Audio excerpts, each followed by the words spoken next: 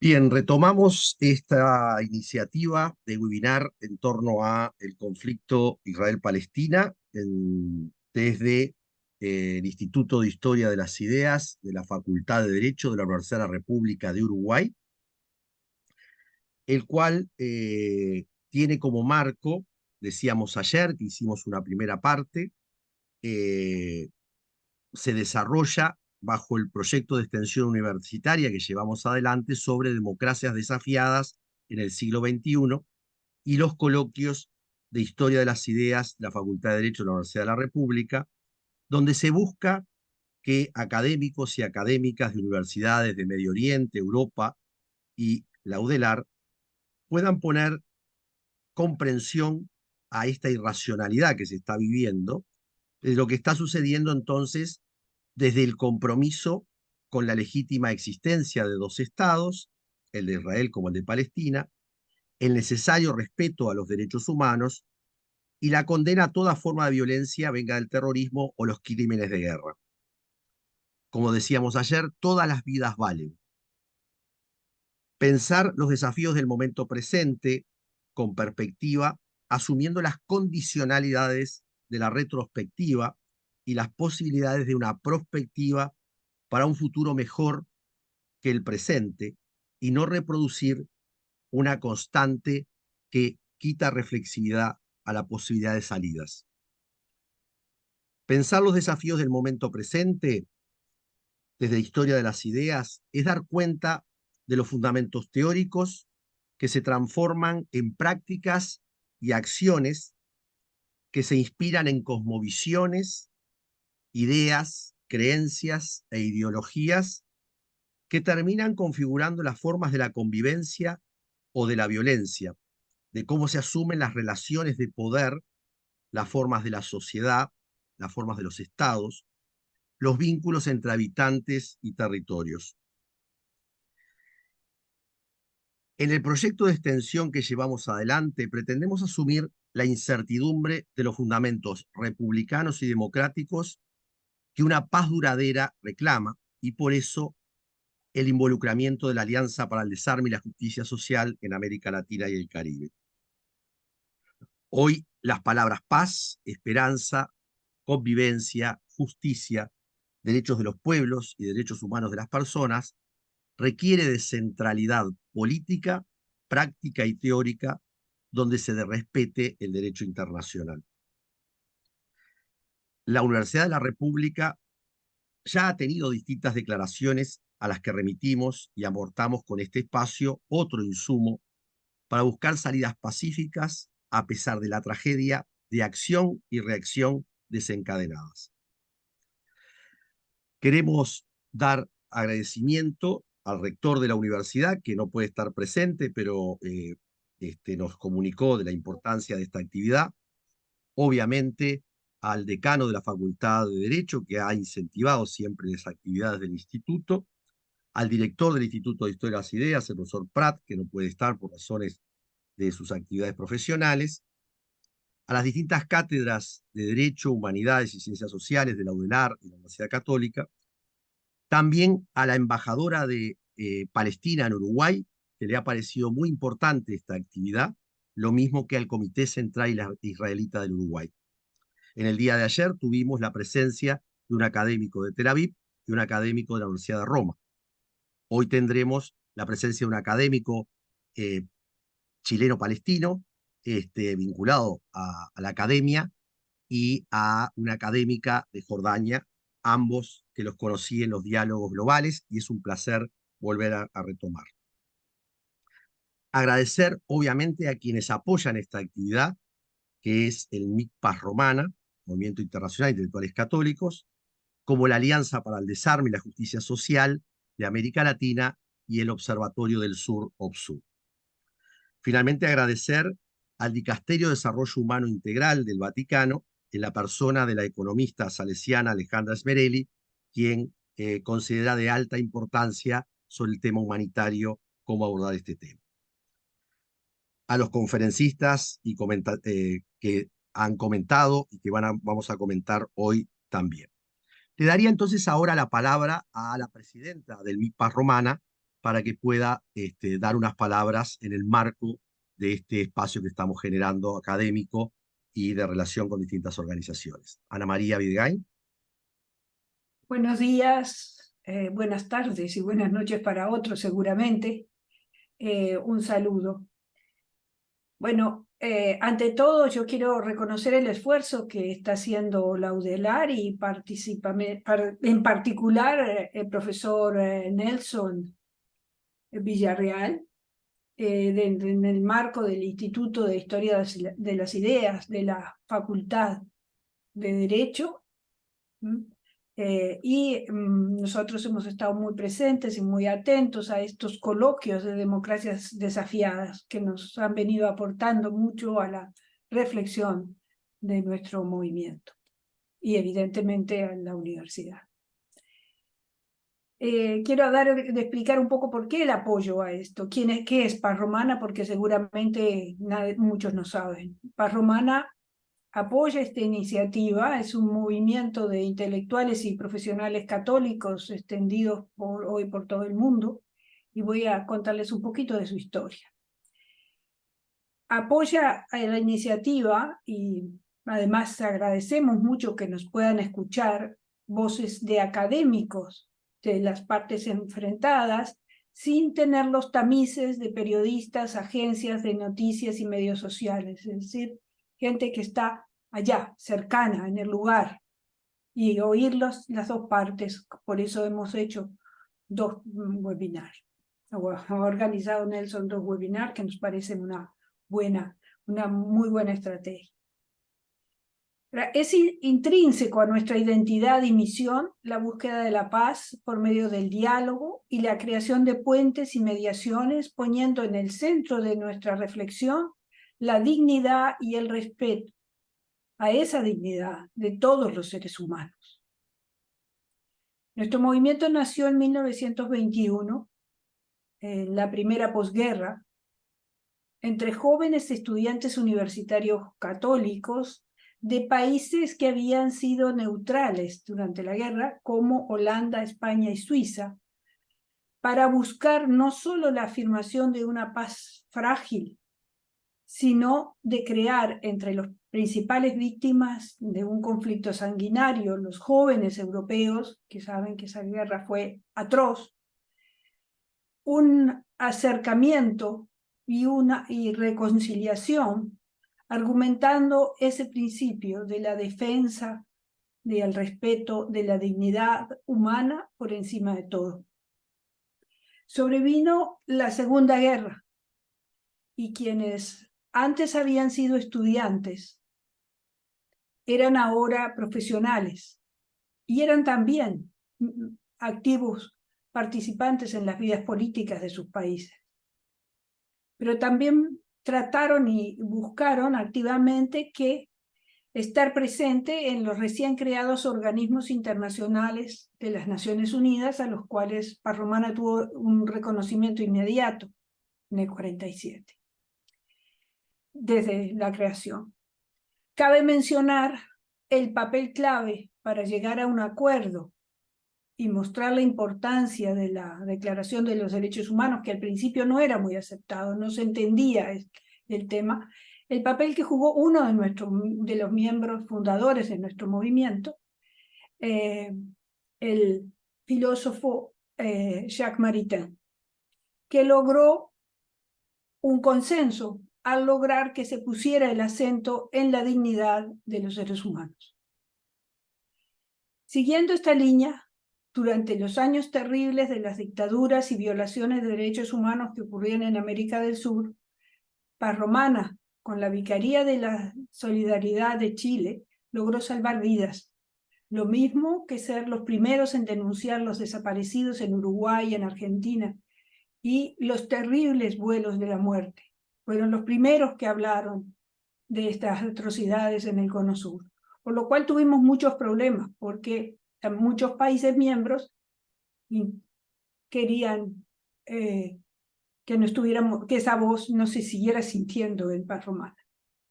Y tener el apoyo de la Santa Sede fue vital, y la visión del secretario general de entonces fue vital para que no sacara. Por supuesto, hoy apoyamos todos los esfuerzos que ha desplegado la Santa Sede, siguiendo los lineamientos de Francisco, quien nos recuerda que la guerra es muestra del fracaso. Es siempre una derrota que incuba odio y violencia, siembra muerte y anula el futuro.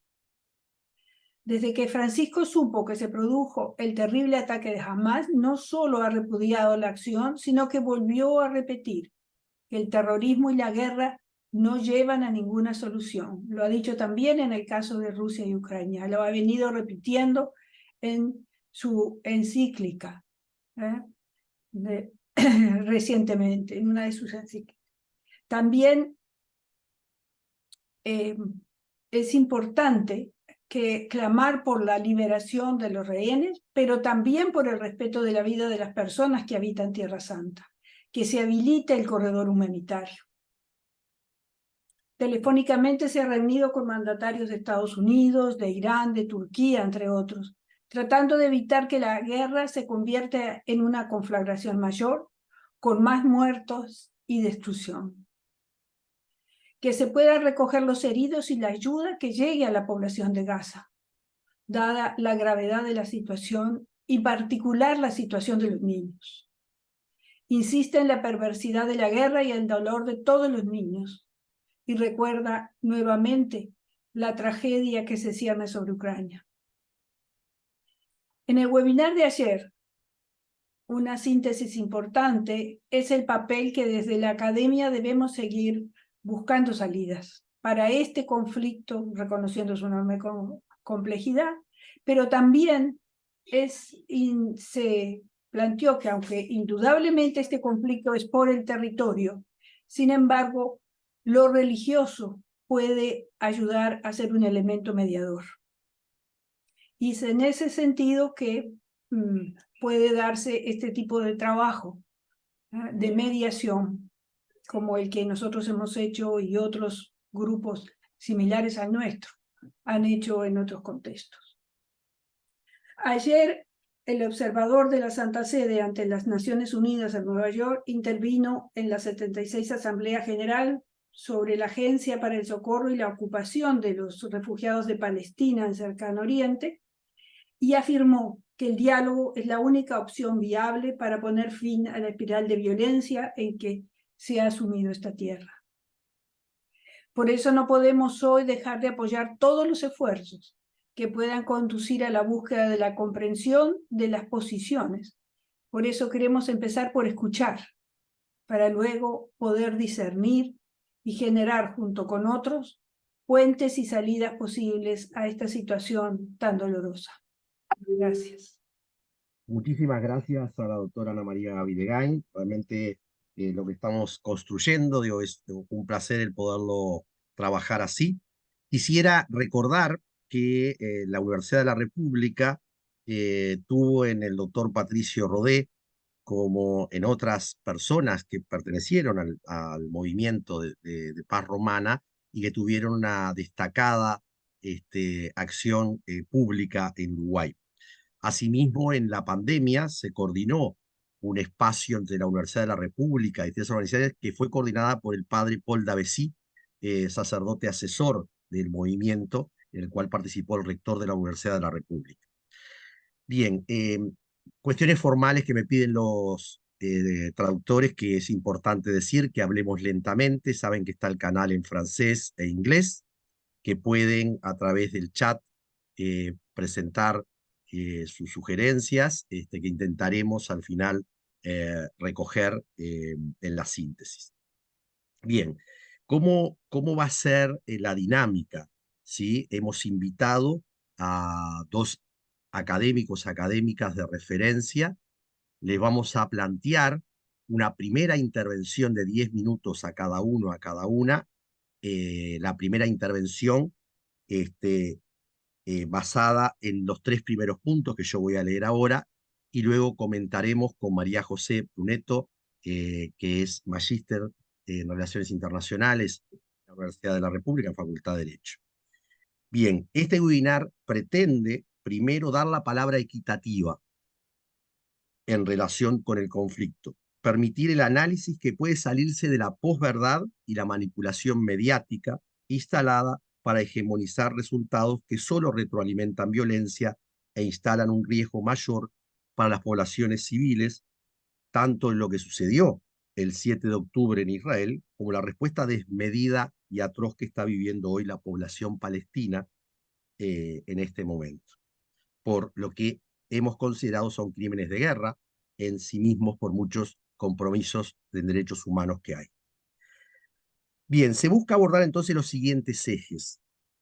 En esta primera parte, el diagnóstico de la situación de violencia, el impacto en la población palestina y de Israel, las causas inmediatas y estructurales del conflicto, las consecuencias humanitarias, los derechos humanos y el orden de reconocimiento y desconocimiento de los derechos, y finalmente la situación geopolítica, los intereses y condicionalidades que alimentan el poder en la escalada bélica en zonas de influencia de las potencias.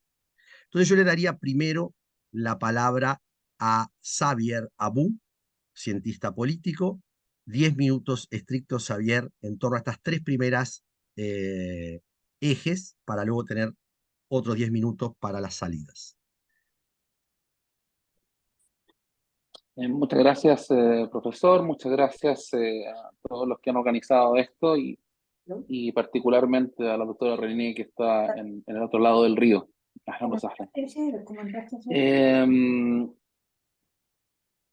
Puede ser algo complicado quizás tratar de comentar todo lo que comenzó desde el 7 de octubre. Y es particularmente por el hecho de que para Palestina, para el mundo árabe, esto lleva 75 años. Esto no es algo que haya comenzado el 7 de octubre.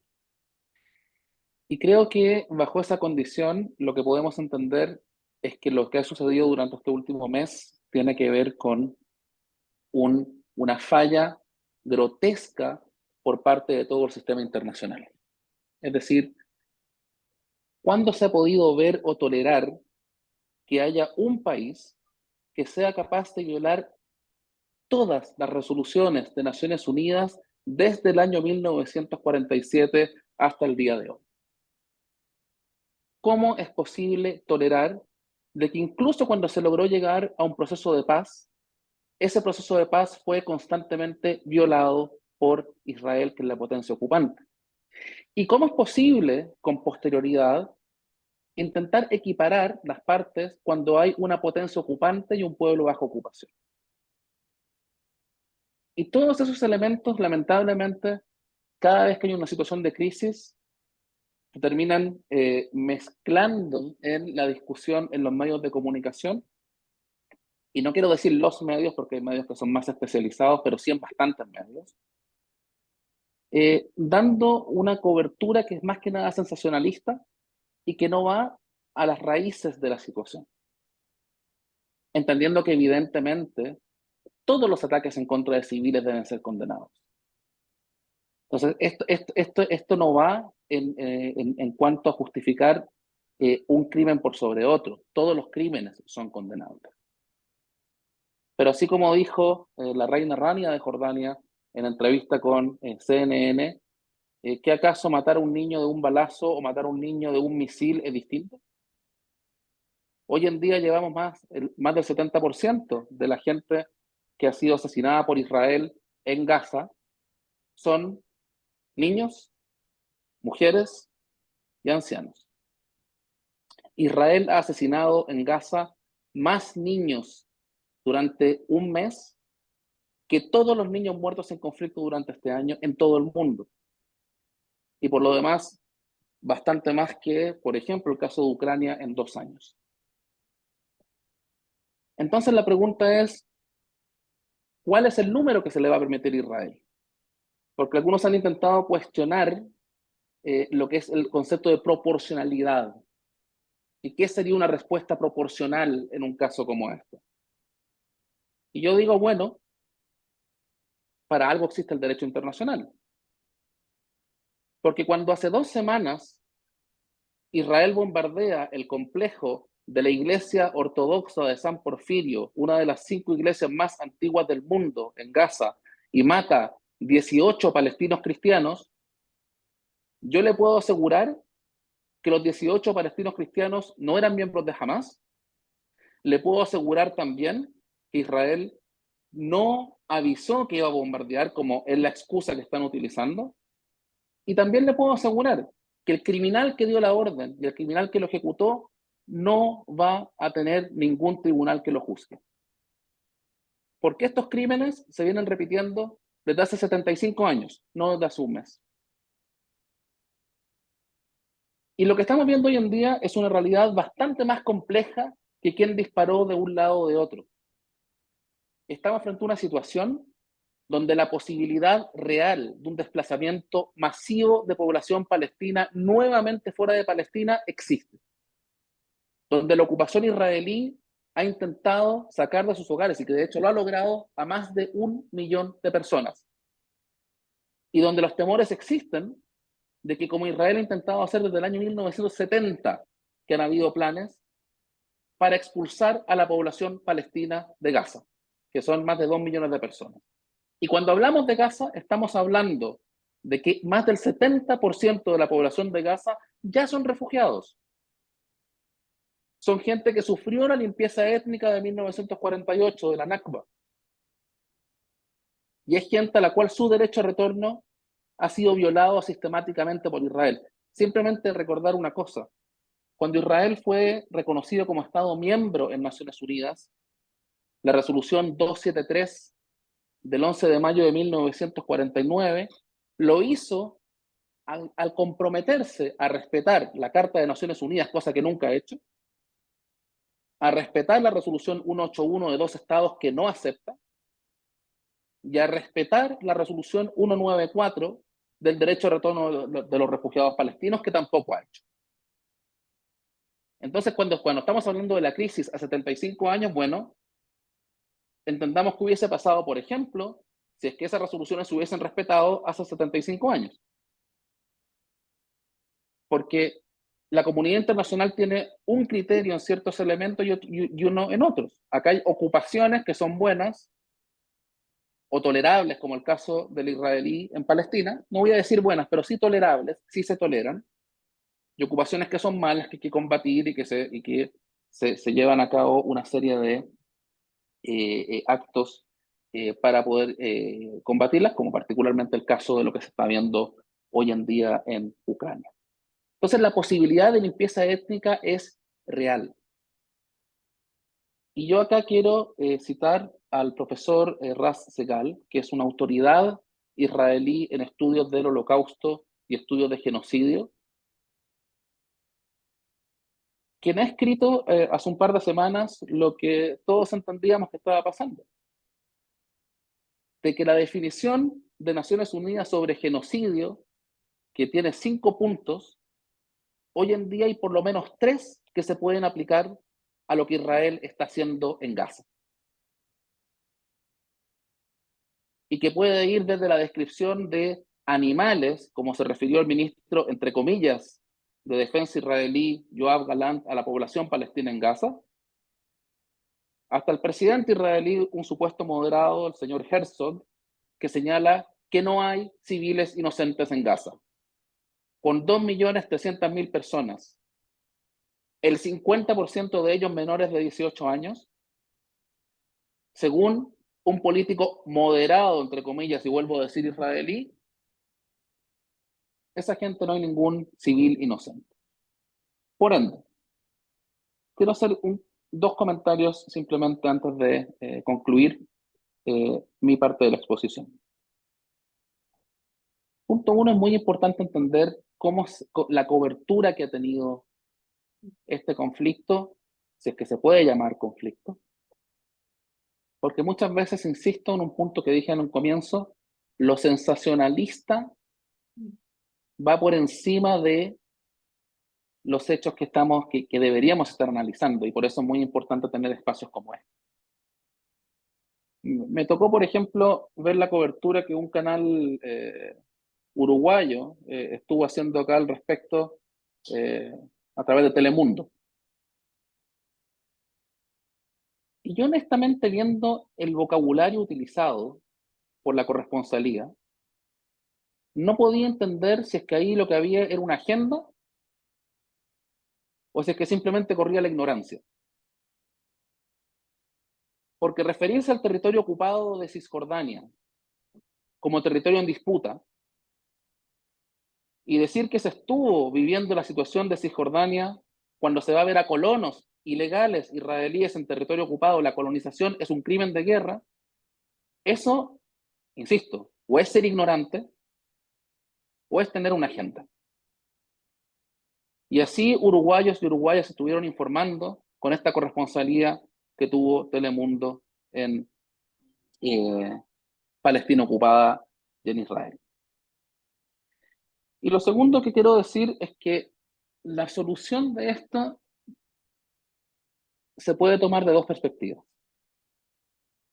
Por un lado, claro que el 7 de octubre cambió el eje en todo sentido en esta región. Y por ende las soluciones que se van a tener que buscar van a ser completamente distintas a lo que la gente pensaba que se podían llevar a cabo hace un mes. Pero al mismo tiempo, no hay que ser tan creativo, porque la solución está en las bases del derecho internacional. Y permitir que Israel viole sistemáticamente el derecho internacional significa deslegitimar el derecho internacional frente al resto de la opinión pública internacional. La actitud tomada por ciertos líderes europeos y la actitud cómplice de los Estados Unidos en la masacre que se está cometiendo en Gaza, deslegitima esfuerzos que ellos mismos están llevando en otras partes del mundo. Y esa es una cosa que yo creo que ya más de una persona lo tiene entendido. Pero el derecho Javier, internacional te en este pido que sentido... redondees, que tenés Sí, otros sí, 10 sí. minutos después. He terminado, Nelson, he terminado, Nelson. Sí, el derecho internacional en este sentido muy claro y yo quiero simplemente concluir haciendo énfasis en ello. Por cuanto cuando Palestina ingresó a la Corte Penal Internacional el año 2015, lo hizo pensando de que hay elementos de la diplomacia, no de la violencia, que podrían llevar protección y justicia al pueblo palestino. Y la Corte Penal Internacional no está actuando. Porque el Consejo de Seguridad de Naciones Unidas, que tiene la responsabilidad de cubrir la seguridad y la paz mundial, tampoco actúa con más de 40 vetos por parte de los Estados Unidos. Simplemente dejar eso ahí por cuanto lo que está sucediendo en Palestina y las violaciones al derecho internacional que se cometan acá tienen una influencia bastante mayor que solamente esta región, sino que influye en todo el mundo y es algo que países cuya política exterior ha sido tan destacada en función del derecho internacional, como el caso de Uruguay, deberían tener presente. Muchas gracias. Muchísimas gracias, Javier. Muy interesante tu intervención. Tenemos otros 10 minutos para las salidas y retomar. Le voy a dar la palabra entonces a la profesora René Jatar. Un placer realmente, editor de Regiones de Jordania, con la que hemos hecho varias actividades académicas. René, un placer. Gracias, Nelson, y gracias a todos los organizadores para este webinar. Y quiero comenzar para agradecer a Xavier porque me ayudó mucho a entrar en eso. Porque el momento que la gente habla de un conflicto, de un acto terrorista, sin hablar del contexto bajo el cual todo el pueblo palestino lleva años y años sufriendo, con un silencio mundial increíble. Y lo que ha explicado muy bien Xavier, que bajo todas las resoluciones de las Naciones Unidas y del Consejo de Seguridad, ninguno está respetado por el Estado de Israel. Y eso sí que es una de las razones más importantes que tenemos que explicar a la hora de hablar de por qué sucedió el 7 de octubre, porque eso no comienza con el 7 de octubre. Entonces, si quiero añadir a todo lo que ha explicado Xavier, voy a hablar de nuestra experiencia aquí en Jordania y de las noticias que me llegan desde Tierra Santa, sobre todo desde el lado palestino, en Gaza y fuera de Gaza, donde familias enteras se han perdido. Tengo aquí amigos que han perdido 15 a 20 miembros de sus familias en un bombardeo.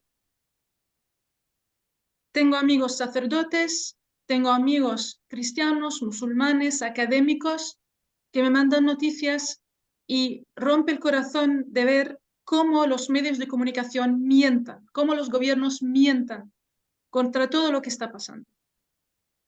Ninguno de nosotros quiere la violencia. Ninguno quiere matar a inocentes. Solo queremos justicia y que se apaga el fuego, un cese de fuego es muy importante en esta guerra. Entonces, si queremos añadir a las razones, ¿qué pasa con los asentamientos? La construcción de asentamientos israelíes en territorio ocupado. Eso es contra la ley internacional. ¿Qué pasa con la violencia estructural que lleva el Estado de Israel llevando sistemática todos los años, desde la matanza de Shirin Abu Akleh, la periodista cristiana palestina, con un silencio internacional increíble, el asesino de periodistas, el asesino de gente que hablan del conflicto.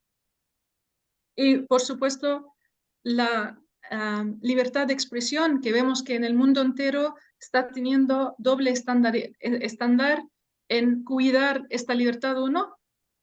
La censura que tenemos en todos los medios de comunicación, en varios sitios, en universidades, en partes de academia, donde no se puede apoyar a la cuestión palestina.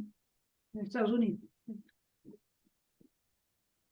Después tenemos un punto muy, muy importante que afecta a todos los países, no solamente a los palestinos, que es el desplazamiento de refugiados. Y oímos al Estado de Israel diciendo que ¿por qué no se vayan a Jordania? ¿Por qué no se vayan a Egipto, al Sinaí? ¿Por qué no se vayan acá y ahí? Y lo que no entiendo es que desde 75 años tenemos crisis de refugiados que comenzaron en Palestina, y que la Franja de Gaza, como lo ha explicado muy bien Xavier, tiene al menos 70% de su población de refugiados que han salido desde el 48.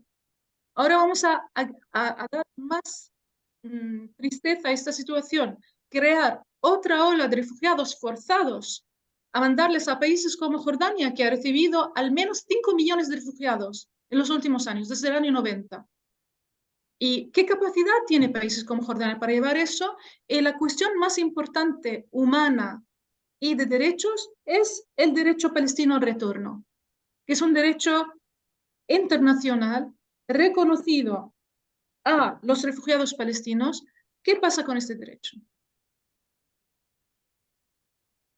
Bueno, los efectos de esto al pueblo palestino y al pueblo israelí es pérdida de vidas, como he explicado, desplazamiento de refugiados, condiciones de vida muy difíciles. Lo que no se habla es que la Franja de Gaza lleva 17 años bajo un asedio, donde no pueden vivir en condiciones normales, humanas, como todo el mundo, donde los niños llevan un estrés y unas condiciones inhumanas. Tanto que una académica de origen palestino ha hablado del término unchilding, que es quitar la inocencia a los niños porque no pueden llevar su inocencia. Lo que tienen que llevar es la responsabilidad de una ocupación, de cómo ir al colegio, cómo pueden ir en una guerra, y no tienen ni siquiera las condiciones mínimas de comer, ir al colegio,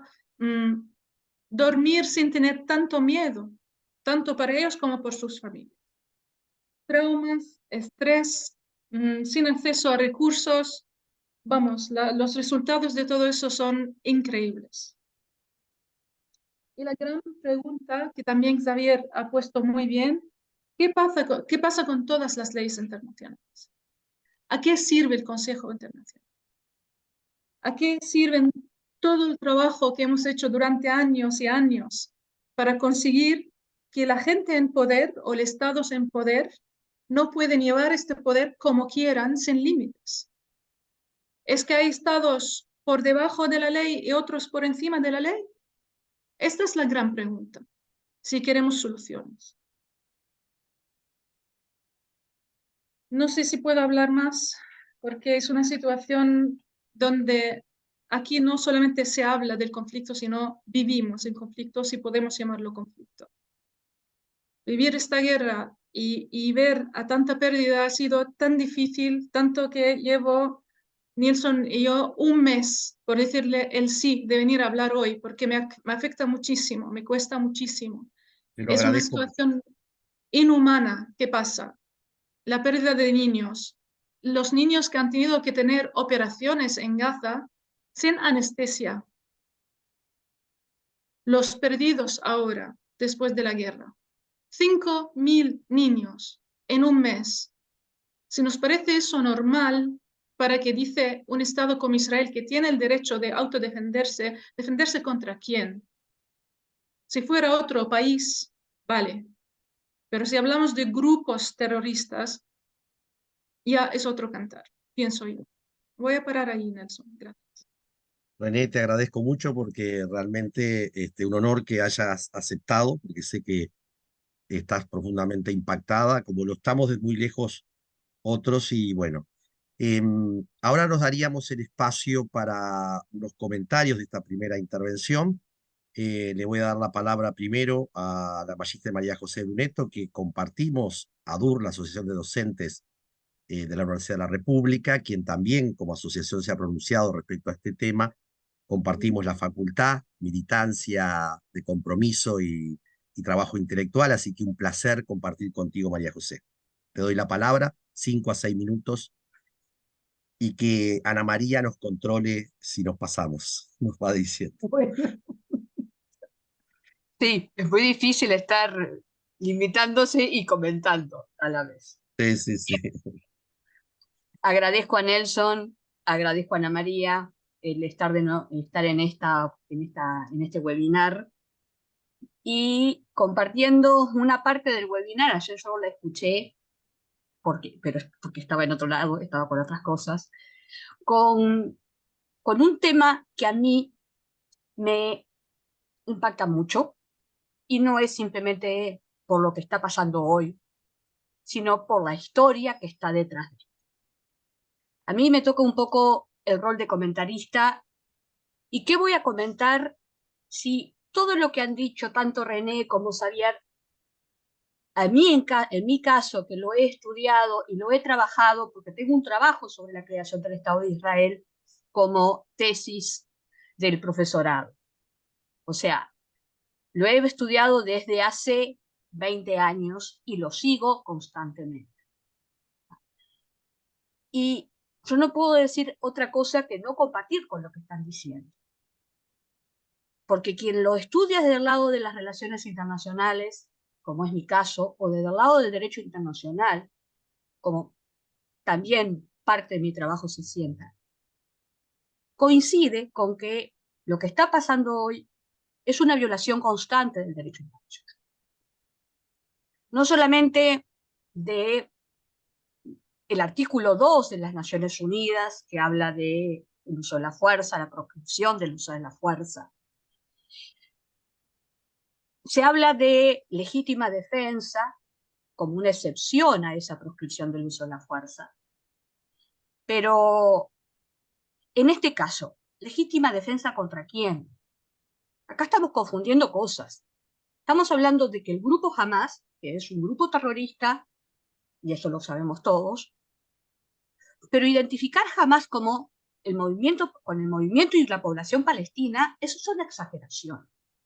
Por más que en el 2000 y pico, el grupo Hamas adquiere el control político de la franja, pero en sí, eso fue por una elección mediática. Ahora, tener que estar hablando de Hamas como la expresión de toda la población palestina es una exageración. Y en esto, el derecho internacional también es claro. Está el principio de legítima defensa, está el principio de la proscripción, está el principio de la autodeterminación. Y en este caso, los palestinos tienen derecho a autodeterminarse como cualquier pueblo. Yo hace un par de meses participé también en un seminario sobre la cuestión palestina organizado por la Cátedra UNESCO de la Universidad de la República con representantes la representante de la Agencia de las Naciones Unidas para los Refugiados, y con académicos argentinos, americanos, estadounidenses y palestinos. Y lo que es de ahora no es nuevo. Lleva gestionándose 75 años y yo diría hasta más. Más tiempo.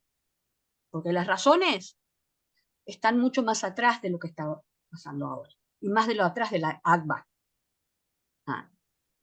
O sea, la resolución 181, que una parte de la comunidad internacional, con la condena y con la no aprobación de los estados árabes, que formaban parte en ese momento de la Liga Árabe, establece la creación de 2 estados. Israel, un estado judío, un estado palestino, y y Jerusalén como un cuerpo separado bajo administración internacional. Con posterioridad, las Naciones Unidas se han expresado y se han condenado la acción, o sea, en ocasiones luego de la Guerra de los 6 días, con la resolución del Consejo de Seguridad, que en ese caso era el momento, estábamos en otra época de la historia y no fue vetada, donde se condena la ocupación de Gaza, Cisjordania, Jerusalén, la franja o sea, la meseta del Golán, territorios adquiridos en 6 días en esa guerra por parte de Israel. La resolución del Consejo de Seguridad luego de la guerra del 73 vuelve a condenar la ocupación y las Naciones Unidas han establecido otras resoluciones y adoptado otras resoluciones también de condena y de rechazo de lo que es la ocupación de Israel, incluso de la ley que proclama como Jerusalén como la capital del Estado de Israel. Algo que supuestamente era un cuerpo separado, terminó hoy siendo parte del territorio. Y no me quiero explayar más, porque en realidad en eso la comunidad internacional ha sido de alguna manera todo jóvenes. Desde la precreación, desde los sucesos de hace 75 años y esa desigualdad de tratamiento de algunas cosas son más bien, están permitidas, son tolerables, otras no, y esa dualidad de criterios. Con esto no vamos a decir que los atentados del 7 de octubre no son condenables, sí lo son, pero también la respuesta israelí es más que desproporcional. Es más que desproporcional.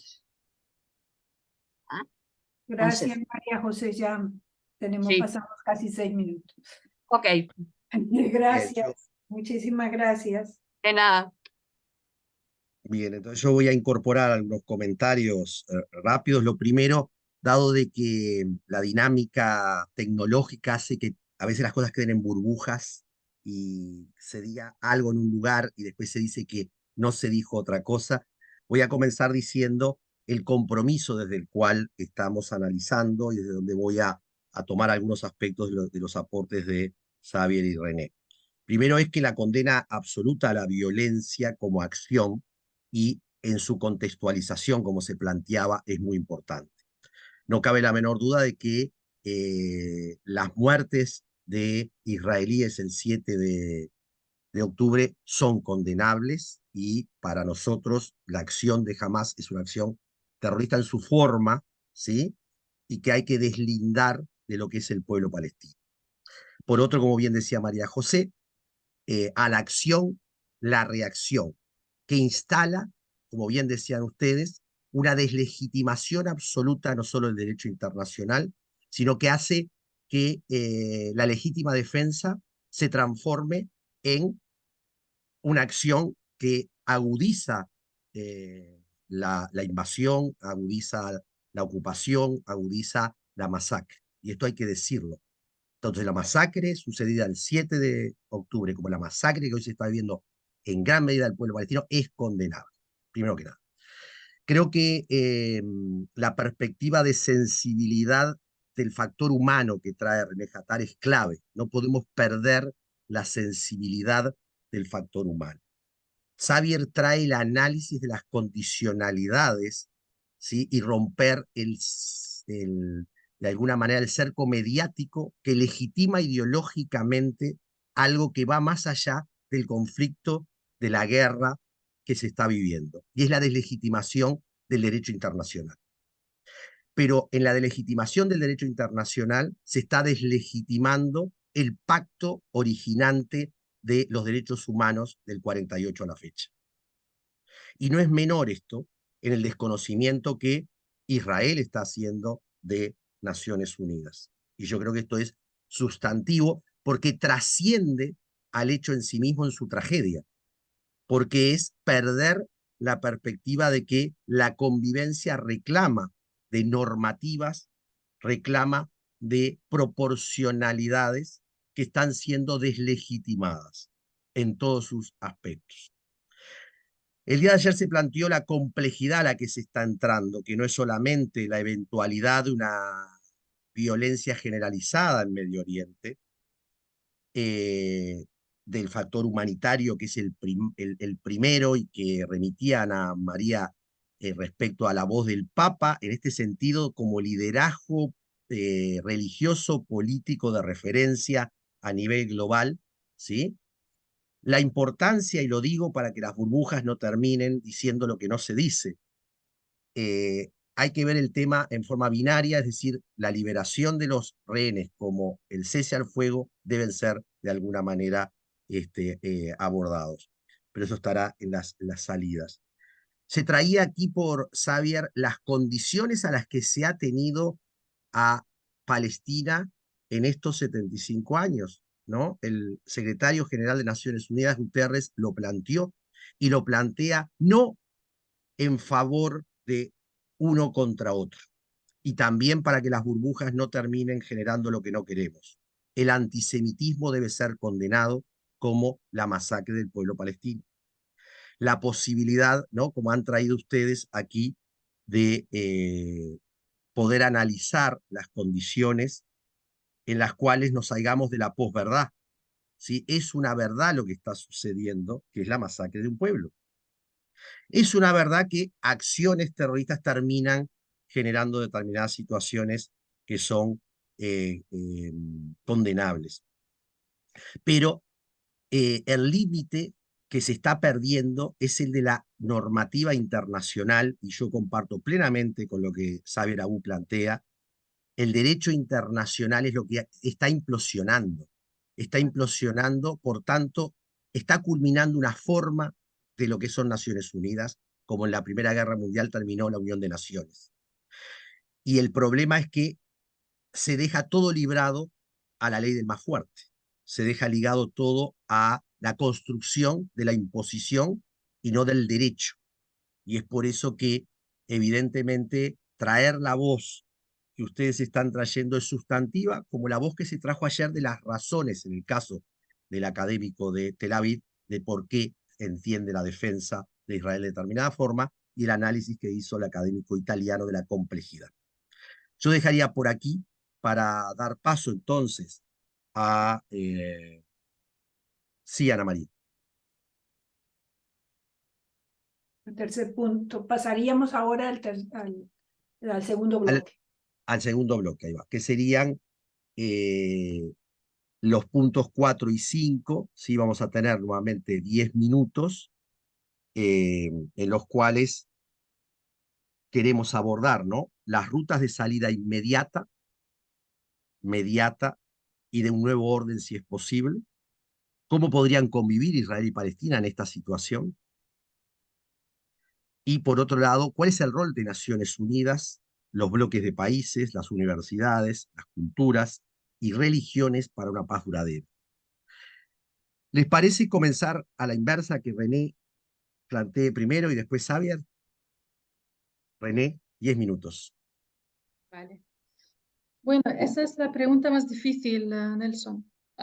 Yo creo que necesitamos una solución política, porque sin una solución política sin un alto de fuego y dejar que entrasen la ayuda humanitaria en Gaza, yo creo que es muy difícil volver a dialogar para empezar, porque ¿a cuántas personas vamos a perder más en esta guerra? Yo francamente no lo veo. Y una solución política significa que los poderes empujen, digamos, a Israel para no solamente dar el alto de fuego, pero también respetar la ley internacional, que es lo que estamos diciendo. Entonces, todo el mundo habla de condenar la violencia, por supuesto que todos condenamos la violencia. Ahora, para hablar de la normativa internacional, se habla de los cautivos, pero nadie habla de la liberación de la liberación de los rehenes, pero nadie habló de la liberación de los cautivos en las cárceles de Israel. ¿Cuántos niños están en las cárceles? Los números que nos dan organización como Amnistía Internacional son para darse miedo. Hay niños que entran con 12, 13 años en la cárcel y salen como jóvenes ya, como mayores. Entonces, claro, tenemos cuestiones que hay que abordar, que hay que hablar, pero lo más inmediato que hablamos ahora es un alto de fuego, parar con la matanza, parar con el castigo colectivo que Israel está haciendo en la Franja de Gaza. Ahora, algún día, cuando termine esta guerra, tenemos que calmarnos todos y volver al diálogo, volver a hablar de esta situación y qué solución política puede darse. Tener dos estados y reconocer el derecho de Palestina a tener su estado independiente se está complicando muchísimo. Porque ¿dónde queda el territorio de Palestina hoy? Con todo lo que hace el Estado de Israel. ¿Dónde queda el territorio ocupado? Si siguen ocupando y los asentamientos no han parado. Esta es una gran cuestión que hay que plantearse frente de la comunidad internacional, las Naciones Unidas, etc. Ahora, el rol de la ONU está siendo muy complicado, ¿eh? Con toda la reacción que han tenido, con todos los oficiales que han tenido que dejar su puesto por la reacción que está teniendo esta guerra. He hablado hace poco de las amenazas que reciben los académicos, muchísimas personas en los medios de comunicación, la libertad de expresión que llevamos años intentando difundir y proteger. ¿Dónde está hoy? ¿Qué significa tener esta libertad y cómo podemos nosotros como individuos contribuir en la paz, en el diálogo? ¿Qué es lo que estamos haciendo? Pero la paz y el diálogo tienen requisitos. Tenemos que tratar de esta situación con un poco de justicia para todos, no con fuerza. Si empezamos por la fuerza y por la superioridad a un pueblo bajo ocupación, ¿de qué diálogo vamos a hablar?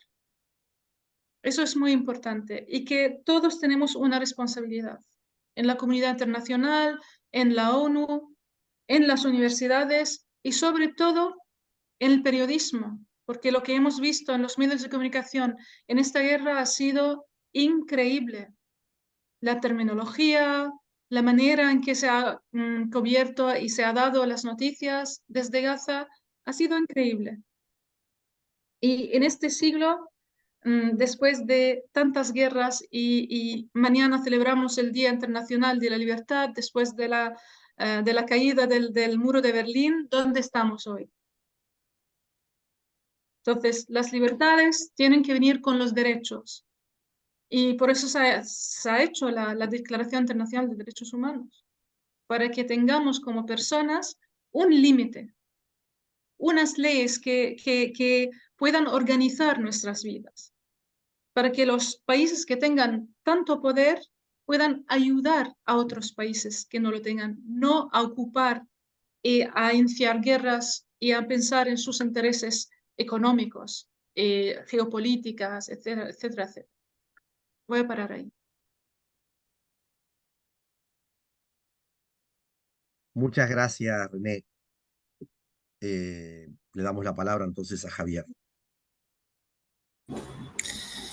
Muchas gracias. Yo cuando escuchaba hablar al ministro de Relaciones Exteriores de Jordania, Naciones Unidas, Ayman al-Safadi, me sentía muy identificado.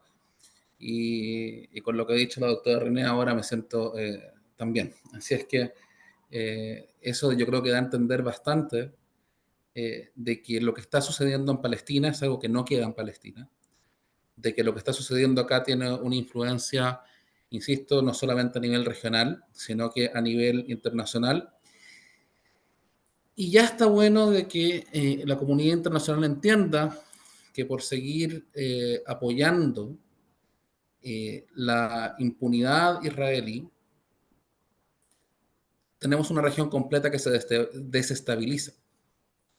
Y eso existe, por ejemplo, una incongruencia muy grande entre lo que algunas potencias occidentales señalan de querer apoyar, en este caso, la estabilidad en un país como Jordania, que es tan importante para nuestra región, y por otro lado permitir que Israel esté generando una nueva crisis de refugiados como la que se está llevando en este momento.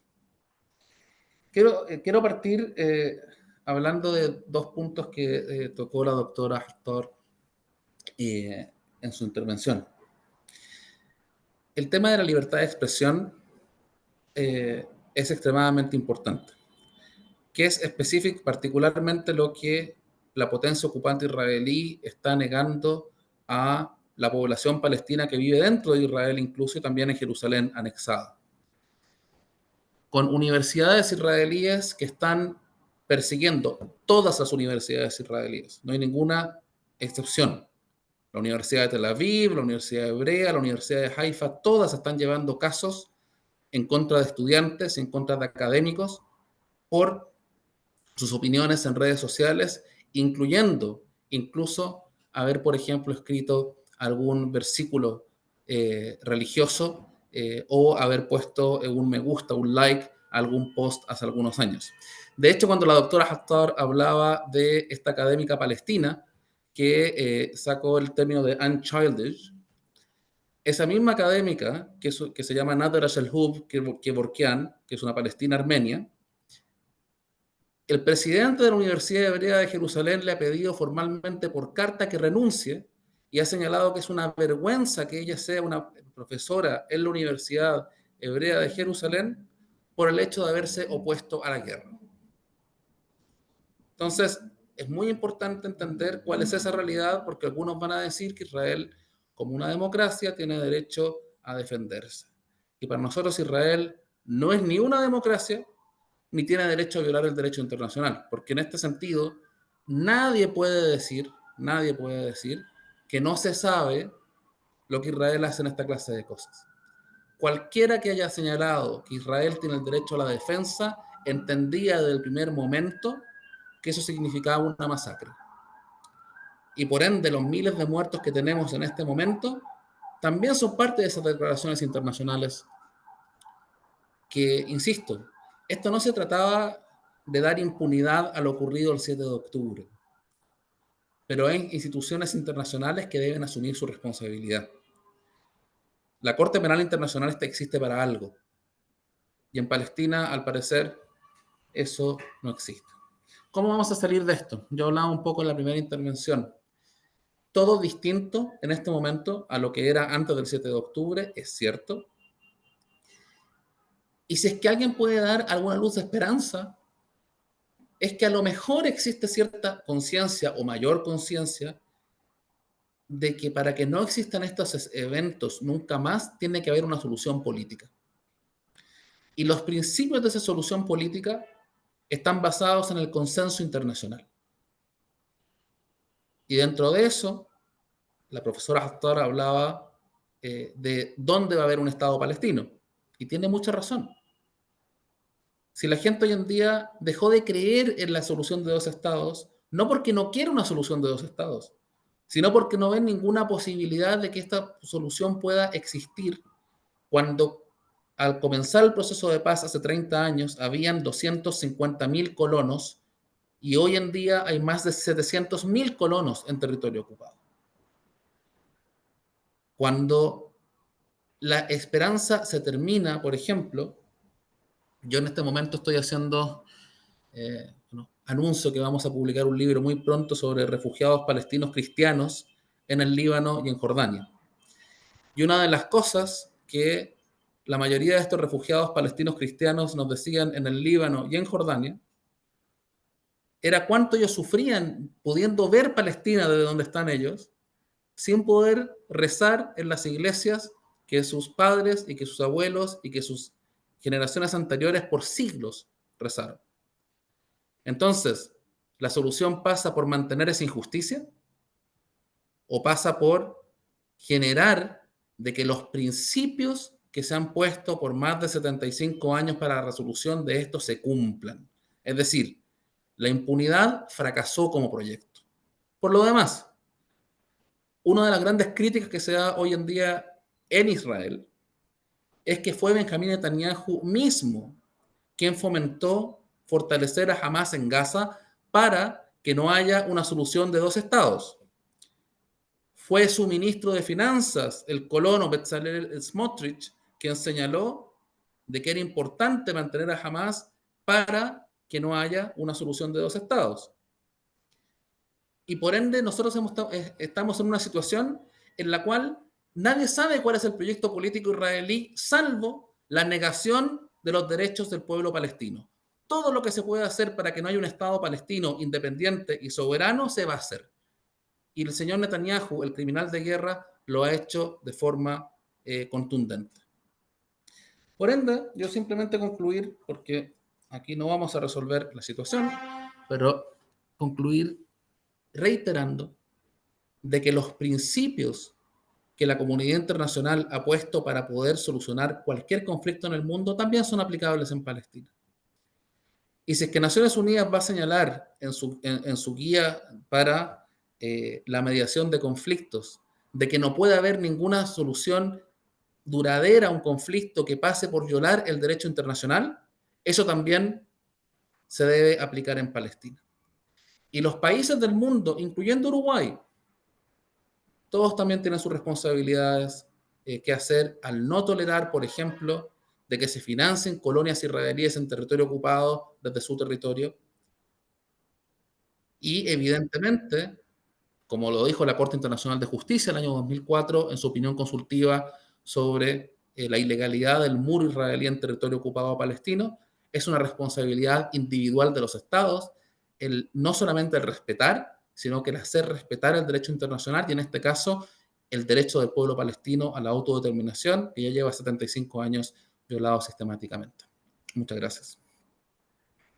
Gracias, Xavier. Ana María, mantén tú la coordinación. Bueno, muy bien. Yo quería decir una cosita, un dato, ¿Vale? que me parece que es importante tomar en consideración en esto, sobre todo siguiendo lo que le decía Xavier. Y es que la Corte Penal Internacional, como ustedes saben, actuó muy rápidamente en el caso de Ucrania-Rusia, y hubo la condena a Putin. Sin embargo, en el caso de Israel, a pesar de que hay una solicitud hecha desde el 2008, creo, el caso no avanza. ¿Por qué no avanza? Porque no han querido, es decir, no los jueces, sino los poderes que soportan financieramente a la Corte Internacional, o sea, la comunidad internacional, no ha apoyado, ¿no?, a un grupo de investigadores y abogados para que analicen el caso de todas las violaciones que ha habido en el caso palestino. Entonces, por eso el caso de Palestina e Israel no ha avanzado. No han dejado entrar a la Corte Penal Internacional con sus investigadores, simplemente no financiando. Y eso está también en ese juego que decían en este momento, pareciera las organizaciones internacionales se diluyen y lo único que queda presente es el poder del más fuerte y el de que más dinero tenga. Gracias. Bueno, ahora asumo la coordinación calladita. Ahí va. A María José primero. Bueno, voy a empezar por el tema, a ver, una posible René hablaba de, primero, las cuestiones, primero el tema de los rehenes, la contrapartida de los prisioneros en las cárceles, los prisioneros palestinos en las cárceles israelíes, en territorio ocupado y fuera de y en territorio israelí propiamente dicho, y después de hablar del diálogo. Hablar de un proceso, y eso significaría empezar un proceso de paz. O sea, el diálogo político entre quiénes.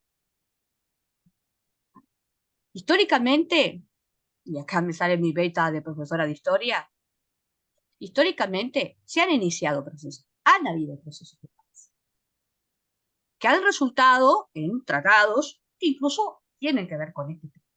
¿Ah?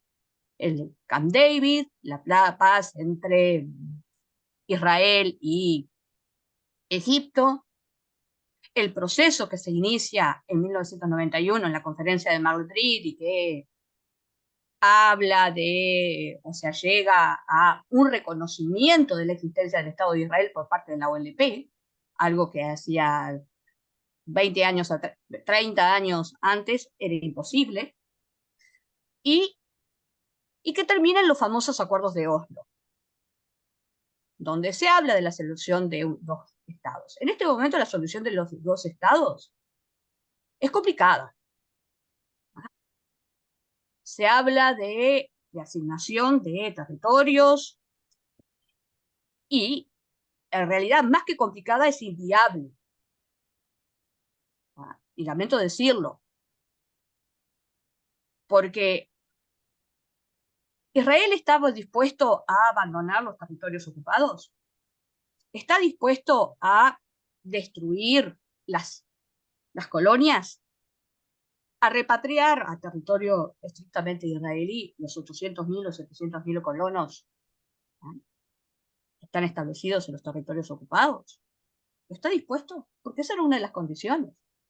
Esa era una de las cuestiones. Es decir, el estatus de los asentamientos. Entonces, también el tema de refugiados, también el tema de Jerusalén, también el tema de los límites fronterizos. ¿Y qué calidad tendría ese Estado?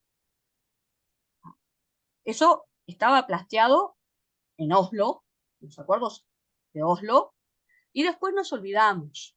Y cada tanto, cuando hay sucesos como pasó la crisis libanesa en el 2006, o lo que está actualmente, nos recordamos de que tenemos ese problema allí, del otro lado.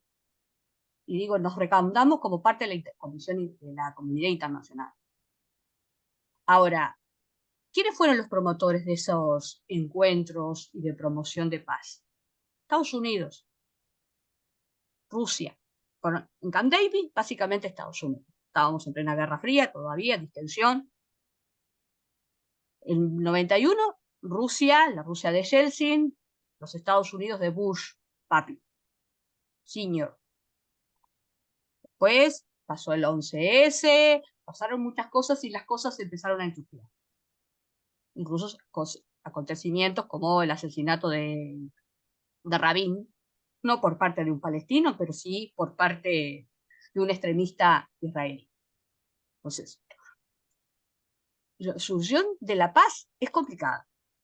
Naciones Unidas tiene un rol, porque supuestamente es el órgano, fue creado con un cometido de promover la paz y mantener el orden y la seguridad internacional. Pero no nos olvidemos de una cosa: las competencias, los límites que establece las competencias que tiene, los mecanismos que se ha dado en Naciones Unidas, resurgen de una carta orgánica que se aprobó en San Francisco, allá a fines de la Segunda Guerra Mundial, pero ¿quiénes la negociaron?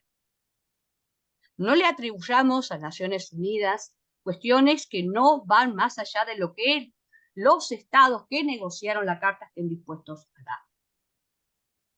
Y el problema es que tenemos un Consejo de Seguridad que para que tome una resolución en contra de Israel tiene que tener el acuerdo de los miembros permanentes. Basta que uno vete para que no haya ninguna condena. La Asamblea puede tomar resoluciones y de condenar todo lo que quiera. Pero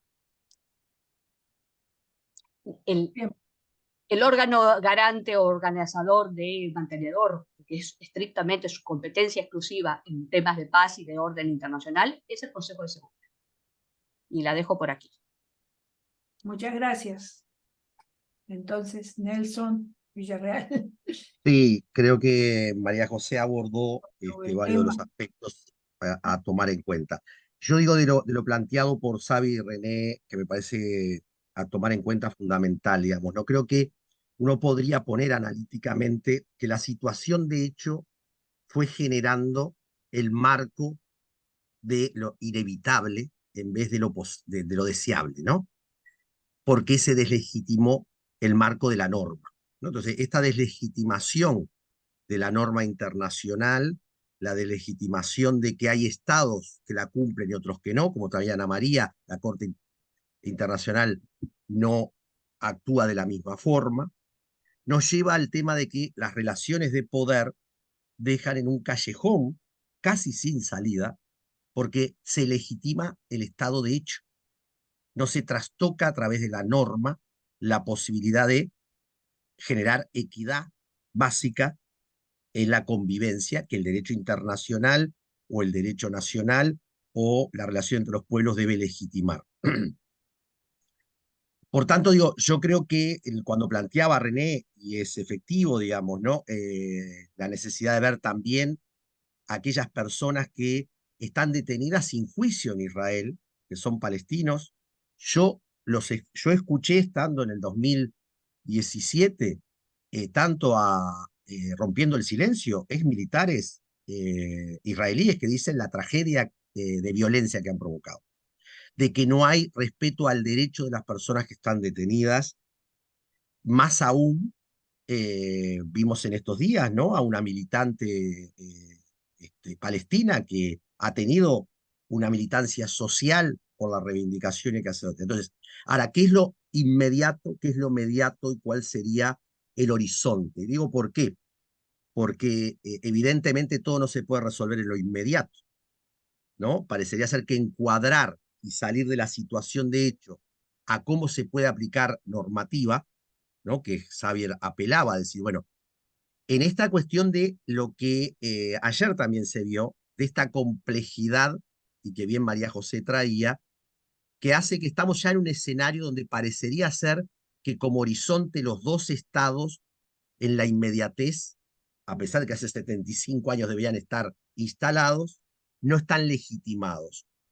Entonces, me parece que evidentemente el trastocar horizontes de inevitabilidad, y quisiera traer acá una filósofa judía como Hannah Arendt, que dice, más allá de no creer en milagros, ella considera de que se puede trastocar lo aparentemente inevitable a partir de la acción humana de la libertad, que es el acuerdo, ¿sí?, de reconocimiento del otro como humano, ¿no? ¿Cómo lograr esas bases que den legitimidad racional a un proceso de salida en lo inmediato que debería ser evidentemente lo que se desencadenó el 7 de octubre en razón de qué es lo que hoy tiene trabado, no porque eso explique. Me parece muy importante entender que las condicionalidades, la retrospectiva que tiene la situación, hace que esto se dificulte. Si las potencias no están dispuestas, ¿a qué está dispuesto la ciudadanía global? ¿A qué está dispuesto la ciudadanía regional? ¿A qué están dispuestos los pueblos árabes? ¿A qué están dispuestos los pueblos europeos o latinoamericanos para presionar la inevitabilidad de la necesidad de la paz? ¿Sí? De que la guerra es una derrota, como dice el Papa Francisco, efectivamente. Lo cual supondrá ver la correlación de poder dentro de Israel como de Palestina. Porque parecería ser que más allá de las circunstancias, la hegemonía de Hamás en determinadas cosas inviabiliza determinadas cosas. Y la hegemonía de esa derecha que está generando mecanismos de crímenes de guerra por Israel, terminan encerrando, yo que estuve allí, vi una diversidad de posiciones en Israel, como también dialogué en Palestina con diversidad de posiciones. Por tanto, ¿cómo fortalecer desde la academia, desde las universidades, desde las religiones, ¿sí? Desde la política, la posibilidad de instalar esto que René decía, construir el diálogo, que supondrá entonces dar pasos muy pequeños, pero hay que darlos, porque bien Xavier decía, es una solución política. Acá hay que construir una forma de la política para salirse de la guerra, para salirse de la violencia.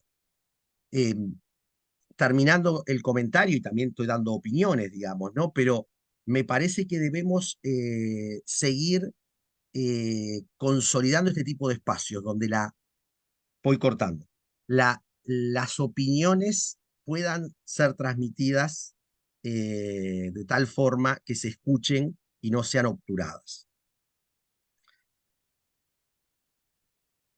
Dado que tenemos tiempo y no hemos recibido ninguna pregunta, a mí me gustaría que René y Xavier pudieran decir cuáles serían los roles de las religiones, ¿sí?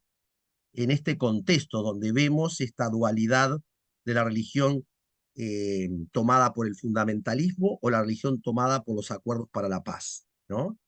Entendiendo de que la política y las relaciones de interés económico, geopolítico, manipulan muchas veces lo religioso. Pero ¿qué rol jugarían para poder lograr acercar partes? Por otro, ¿qué rol deberían cumplir las universidades en este cuestionamiento que Xavier hace a universidades en Israel que han obturado la voz? Y yo vi la carta que se transfirió, que muestra entonces la censura, ¿no? Entonces, ¿qué les parece a ustedes en estos dos niveles, ¿no? Religiones y universidades, en unos minutos poder compartir y abrir a quienes están conectadas o conectados si quieren mandar vía chat alguna pregunta. René. انت الخبيره دكتوره اتفضلي. Bueno, en cuanto a las religiones, yo creo que ahora tenemos dos desafíos muy grandes. Primero, que los jefes de grandes religiones en el mundo están ejerciendo o que ejercen un papel de mediación con los grandes poderes, y eso ya ha funcionado en la historia. Si hablamos, por ejemplo, de la encíclica Pacem in Terris, sabemos que hubo, hemos podido evitar una gran guerra a causa de esta encíclica. Entonces, espero que hoy día también los líderes religiosos puedan hacer esta diferencia hoy en las decisiones, digamos, de los grandes poderes, de los políticos. El otro papel más importante dentro de nuestras sociedades para los jefes religiosos será de mantener la calma y mantener esta esperanza para la paz verdadera en la tierra, en lugar de el extremismo, que yo creo que vamos a tener olas ahora de extremismo causadas por la injusticia y la situación que hayan vivido las sociedades bajo esta guerra. Entonces, controlar estas situaciones, tanto desde los jefes religiosos como en las universidades, para hablar objetivamente, estudiar la situación, aprender, si podemos aprender de la historia y de las lecciones que hemos sacado de todas estas experiencias, y sobre todo apoyar a toda la gente que tienen una mente abierta para hablar de todo eso. Y quiero decir que hemos visto un cambio a nivel internacional entre la primera semana de esta guerra, donde hubo muchas noticias falsas, como la decapitación de los niños en Israel, y el momento que la gente supe que eso no fuera verdad, empezaron a estudiar, a leer, a buscar información y a salir en las calles donde sus propios gobiernos habían prohibido salir a la calle y hablar de la cuestión de Palestina.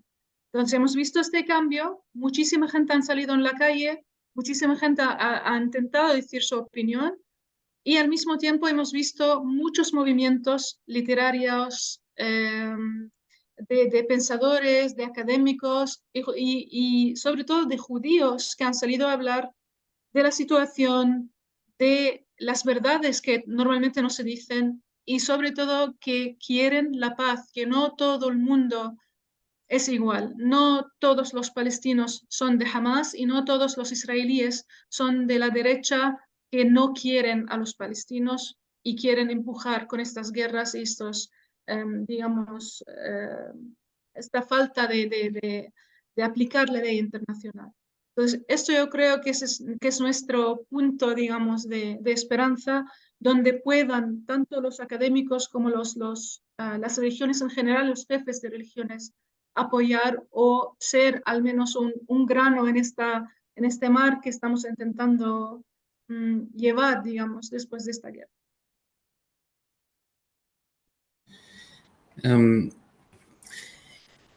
Es una pregunta, yo creo, muy compleja, porque creo que tiene dos perspectivas distintas. Cuando se habla de qué rol pueden jugar los líderes religiosos en una situación como esta, generalmente se estima que puede ser el rol de mediación. Yo les quiero dar solamente un ejemplo. El gran rabino de Israel, o los dos grandes rabinos, el Ashkenazi y el Sefardí, han señalado constantemente de que los judíos no deberían ir al complejo de la mezquita Al-Aqsa, que algunos le llaman el monte del templo. Pero hay una serie de políticos, y hoy día que la moda en Israel son los religiosos sionistas, que han impulsado esto no solamente de ir a dar una vuelta al Aqsa, sino que de violar constantemente el status quo de la mezquita de Al-Aqsa, intentar convertir que sea parte de la mezquita en una sinagoga. Eso es algo que no es aislado, sino que es parte del gobierno israelí, apoya aquello. Cuando los líderes religiosos occidentales, y acá me quiero referir principalmente a los líderes cristianos occidentales, callan frente a eso, todo el concepto del status quo de los lugares santos se desvanece. Y por ende hoy en día hay un proyecto israelí para convertir el Monte de los Olivos en Jerusalén en un parque nacional israelí. Y estamos viendo lo que sucede todos los días en el barrio armenio de Jerusalén con los colonos que están ingresando armados para sentar presencia en el barrio armenio. Y hemos visto ya lo que ha ocurrido en la puerta de Jaffa, en la ciudad antigua de Jerusalén, con las propiedades tomadas por colonos a la iglesia ortodoxa. Y hemos visto cuántas comunidades han desaparecido por la acción del Estado de Israel. Por ende, una de las cosas que yo pediría de forma central a los líderes religiosos cristianos en Occidente es que se involucren, pero que se involucren con lo que nosotros aprendemos en la iglesia todos los domingos, con la verdad, con la justicia. Porque cuando asesinaron a Shirin Abu Akleh, una palestina católica, todo el mundo habló de la situación y el Vaticano se demoró 4 meses en mencionar su nombre.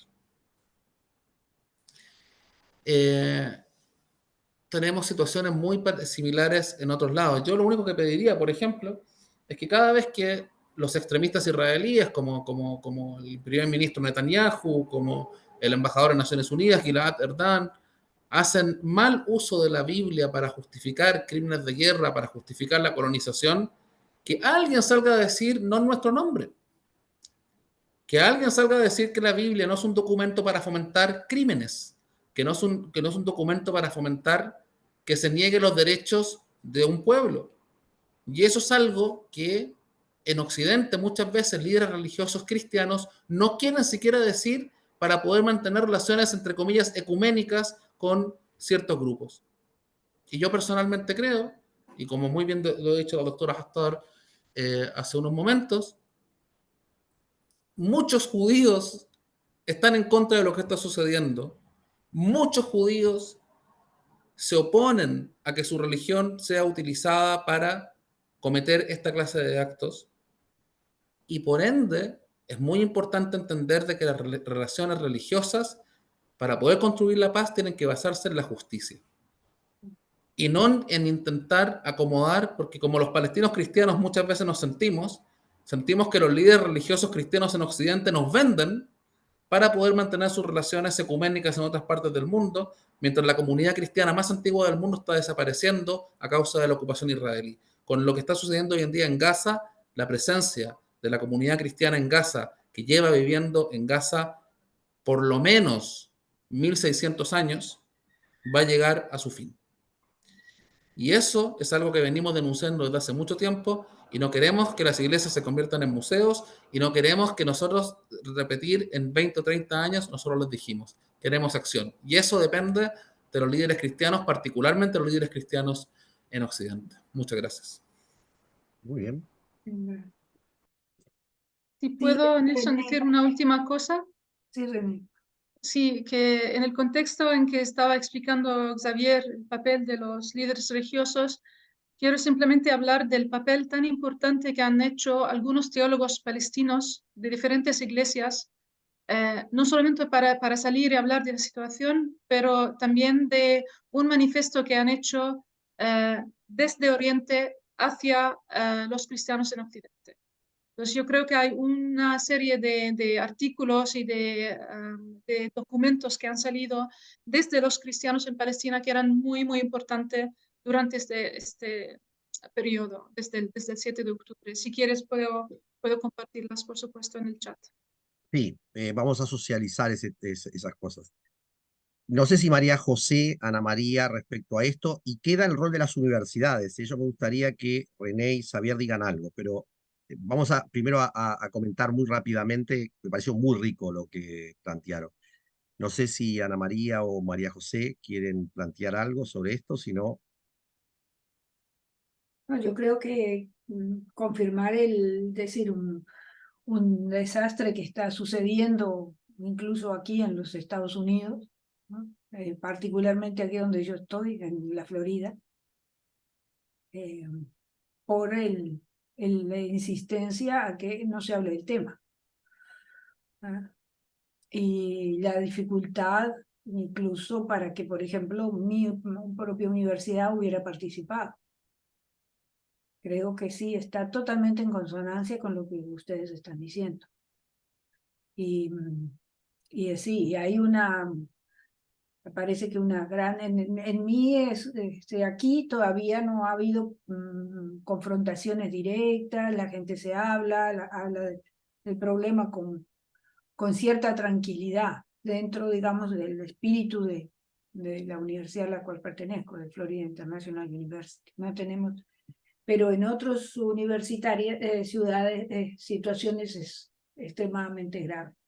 Y lo que ha llevado a lo que ustedes decían, tal vez la libertad de expresión aquí se está cerrando, y lo que es más trágico en las universidades, y muy trágico para Estados Unidos, que un centro fundamental ha sido la defensa de la libertad y que han ido a anunciarla al resto del mundo.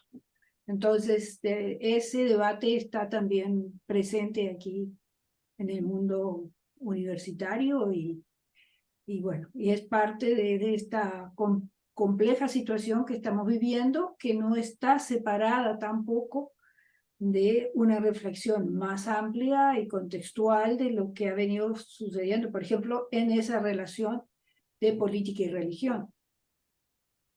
Entonces, como una visión autoritaria y una visión y la utilización que hablaba Javier de lo religioso por parte del mundo político se ha ido incrementando, y que no es de ahora, y cómo también eso ha ido afectando a América Latina, y el cambio incluso, como sabemos decir eso, o sea, a veces hacemos debates demasiado divididos, pero las conexiones de todo esto, es decir, son muy grandes, y este conflicto lo que hace es poner a la luz muchos de los problemas que de otra manera también estamos viviendo a nivel mundial. Sí, yo dos o tres cosas antes de comentar, me pareció muy rico, la verdad, que lo que plantearon es que en estos días, tanto el imán de la Embajada de Egipto acá en Uruguay se adhirió a esta actividad, el rabino Daniel Dolinski, que también dijo la importancia que tiene, como los obispos católicos o los metodistas. Lo comento porque me parece importante en esto que decía de las burbujas, ¿sí? Sí me parece fundamental, digo, por un lado, René, traías el tema de la mediación y Xavier traías algo que es clave y te agradezco mucho cómo lo planteaste, porque me parece que justamente lo que genera dudas en las comunidades, muchas veces vinculadas a lo religioso, es la actitud de, más que de la mediación, la de la especulación, ¿no? En relación al poder. Y por tanto, en estos días acá en Uruguay se está haciendo todo un proceso sobre antisemitismo, está el Día de los Cristales Rotos, por lo cual el compromiso contra el holocausto, que no tuvo claridad muchas veces de las religiones. De la misma forma, en América Latina, ¿no? Lo que provocaron las dictaduras y hubo cristianos que tomaron el posicionamiento en favor de los derechos humanos y los que no lo tomaron. Por tanto, esto que trae Xavier me parece sustantivo. Desde la perspectiva, más allá del contenido de lo religioso, estamos en una universidad laica y nos violentamos la laicidad por hablar de estos temas. Justamente el hablar el rol cultural, social y político que juegan las religiones. Y acá sí, no es solo la manipulación de lo político y lo económico o lo religioso, sino como las instituciones religiosas se posicionan. Que esto me parece muy importante lo que planteas. Yo sí quisiera decir, porque vengo siguiendo, ¿no?, las expresiones del Papa que condena, este Papa Francisco, con mucha claridad el hecho de no utilizar la religión para justificar la violencia, digamos, ¿no?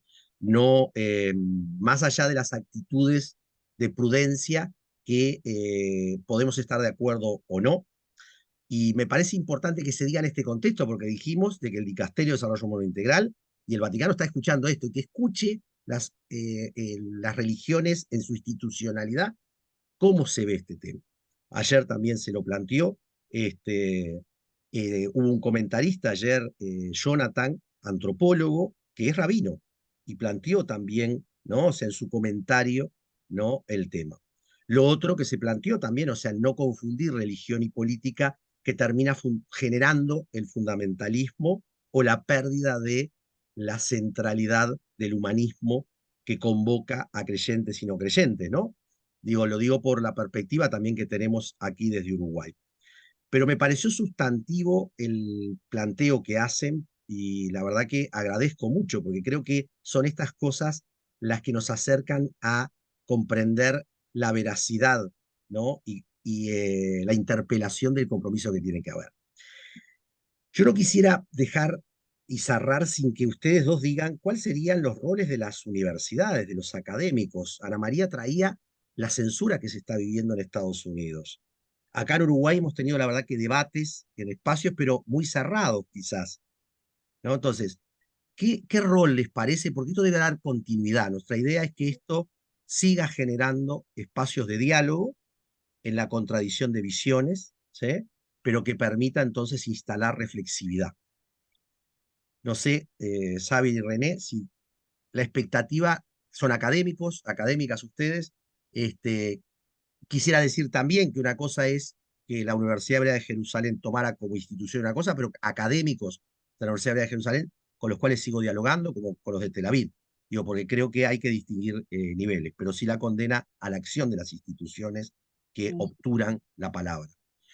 Bien, René o Xavier, como para decir qué expectativa o qué creen que deberían hacer las universidades o los académicos, las académicas. Bueno, yo creo que en un primer nivel, y yo hablo al menos de Jordania, la cantidad de frustración que tienen los estudiantes jóvenes aquí es increíble.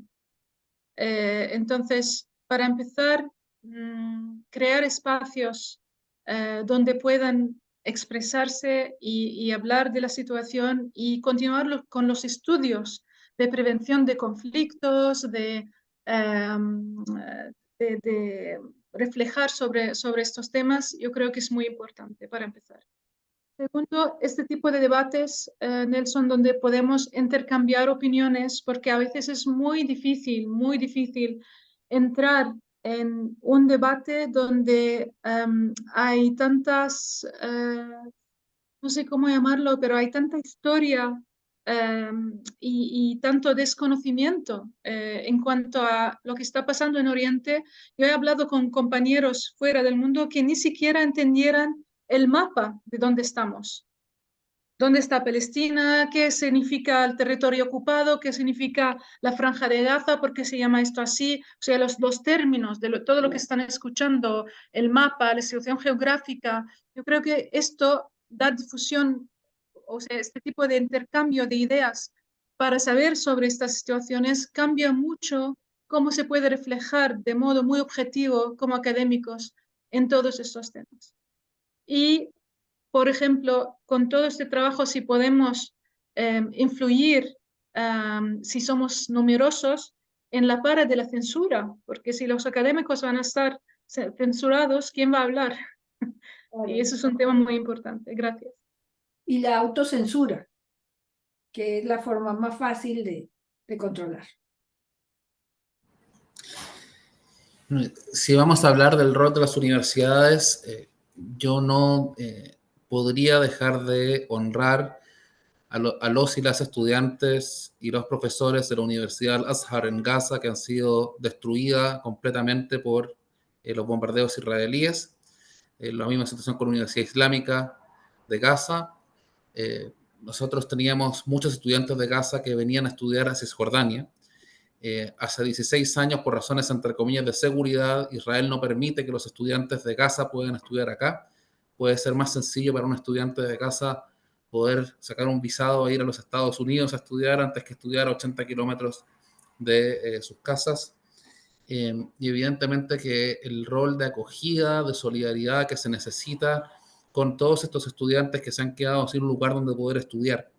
Ya no hay universidades en Gaza, es algo que va a ser muy necesario por parte de muchas instituciones a nivel internacional. En Palestina nosotros estamos aislados y no es una exageración. Es prácticamente imposible poder conseguir visados por parte de la ocupación israelí para que vengan estudiantes de intercambio, vienen muy pocos, para que vengan profesores de intercambio aquí a Palestina, es la misma situación. Es muy difícil desde esa perspectiva, por ejemplo, poder hacer estudios con todo el potencial que tiene Palestina, incluyendo, por ejemplo, en temas arqueológicos. No tenemos prácticamente nada de desarrollo en las universidades palestinas al respecto porque no se nos permite llegar a nuestros propios lugares arqueológicos. Por ende, creo que es muy importante poder generar, si bien la ocupación israelí genera este aislamiento que hace muy difícil que vengan académicos desde afuera, que vengan estudiantes desde afuera, por lo menos poder generar a través de instancias como estas y otras los espacios necesarios para que nuestros estudiantes y para que nuestros profesores no pierdan ese intercambio que es tan necesario en el mundo académico. Habiendo dicho eso, yo creo que las universidades generando la discusión necesaria hoy en día están llevando en muchos casos un rol de avanzada. Recordemos, por ejemplo, cuando Amnistía Internacional y Human Rights Watch acusaron en sus comunicados, en estudios, a Israel de cometer el crimen de apartheid. Fue la Escuela de Derecho de la Universidad de Harvard quien salió con otro documento certificando, básicamente, generando más conocimiento al respecto, endorsing, digamos, entregándole asumándose a lo que se estaba diciendo. Por muchas veces, digamos, la censura existe y la censura es una cosa que hoy en día en Palestina, debido a la ocupación israelí, vivimos mucho. Gente que trabaja sobre el tema palestino lo mismo. En Israel existen normas, existen leyes para prohibir, por ejemplo, de que gente que sea activa en universidades en el resto del mundo en contra de la ocupación israelí puedan incluso ingresar acá, que son parte de los problemas que nosotros tenemos constantemente. Por ende, evidentemente que las universidades tienen un rol no muy distinto al que han asumido en otros contextos donde hay violaciones sistemáticas de los derechos humanos, pero creo que acá, sobre todo en el contexto que estamos viviendo en Gaza, con la destrucción por parte de la ocupación israelí de todas las universidades que habían en Gaza, creo que hoy día hay un rol mucho más importante para poder mostrar a todos estos estudiantes, primero, no permitir que pierdan sus estudios, y segundo, poder generar las condiciones para que ellos sigan integrándose al resto del mundo.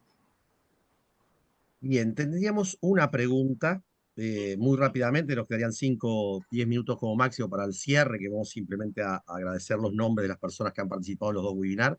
La pregunta de José Luis González es: ¿cómo incidiría un eventual cambio de gobierno en Israel en la promoción y búsqueda de acuerdos para la solución del conflicto? Muy rápidamente, si quieren decir algo, o sea, están preguntando cómo Xavier, tú sabrás más de eso. Gracias. Honestamente, yo no tengo mucha esperanza en los cambios en Israel, porque el problema no es Netanyahu. Yo creo que Netanyahu como figura refleja mucho todo lo malo que tiene esto. Netanyahu como figura política, su carrera política ha estado basada en destruir el proceso de paz.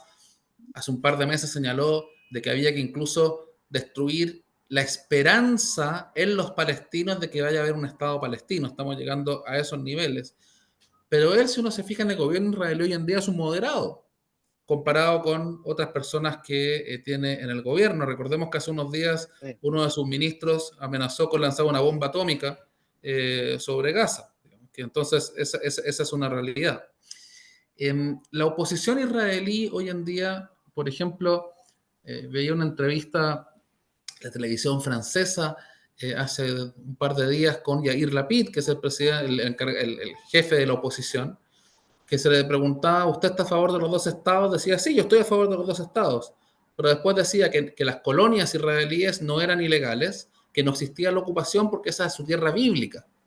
Entonces, ¿dónde vas a tener los dos estados si que estás diciendo que la colonización, digamos, es legal? Cosa que es un crimen de guerra bajo el derecho internacional.